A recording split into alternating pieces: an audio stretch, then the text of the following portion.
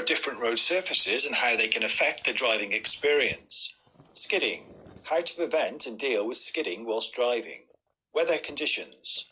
Being aware how different weather conditions can affect driving and road safety. Stopping distances. Knowing the distances required to stop a vehicle safely.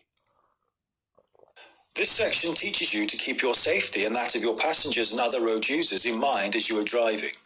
There are plenty of facts you'll need to learn in order to answer the questions in this section. You will need to know all stopping and braking distances and the procedures that enable you to keep control of your vehicle when driving normally and when things go wrong, such as when skidding. An example question: you are travelling at 50 miles an hour on a dry road. What is the shortest overall stopping distance you could expect to stop in? A. 23 metres, B. 36 metres, C. 53 metres, D. 73 metres. The correct answer is C. 53 metres. Anti-lock brakes. Prevent the wheels from locking, which means the tyres are less likely to skid. Allow a vehicle to be steered whilst under braking. May not work as effectively when the road surface is loose or wet. In an emergency, apply them rapidly and firmly. And an example question: anti-lock brakes reduce the chances of a skid occurring, particularly when A. driving down steep hills, B. braking during normal driving, C. braking in an emergency, D. driving on good road surfaces. The correct answer is C. braking in an emergency. Aquaplaning. During heavy rainfall, water can collect on the road surface and may cause aquaplaning. This is where the tyres lift off the road surface and skate on the film of water. If this happens, the steering will feel light. Ease off the accelerator. Don't brake until your steering feels normal again.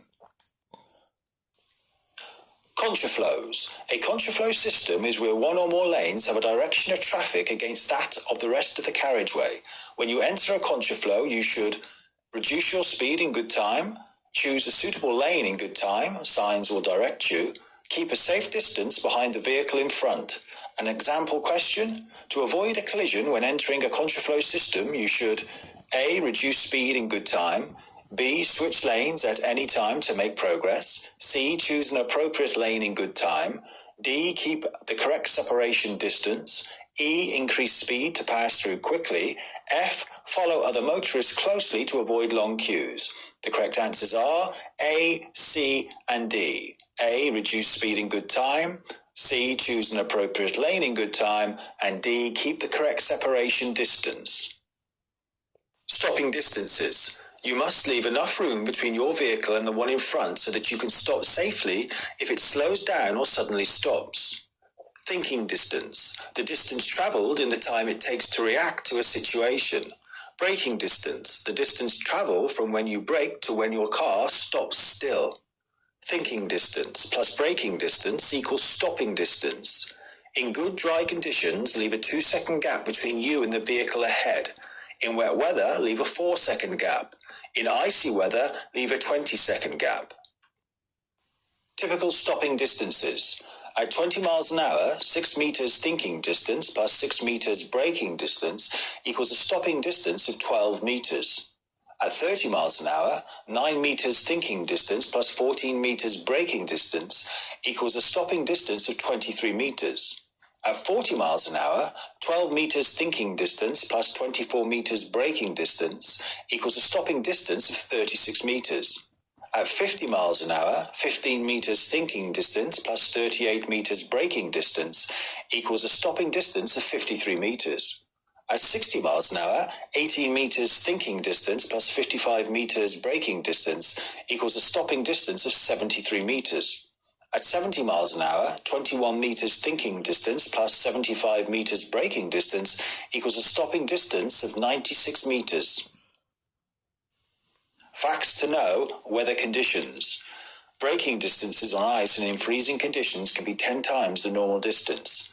Overall stopping distances will be much longer when driving in wet conditions. In very hot weather, the road surface can become soft. This can affect tyre grip and braking. Side winds are most dangerous on an open stretch of road. When driving on a motorway with surface spray, use dipped headlights. When driving in fog, use dipped headlights, allow more time for your journey, and slow down. If your number plate, windows, lights or mirrors are covered in snow or ice, you must clear them before starting a journey. In windy conditions, take care when passing cyclists and motorcyclists. Allow extra room for them. After driving through flood water, the first thing you should do is test your brakes. You should then go slowly while gently applying the brakes, as this will help to dry them. You can tell if you are driving on ice or black ice because your tires will make little noise and the steering will become light. When driving on snow or ice, use the highest gear possible, as this helps to avoid wheel spin.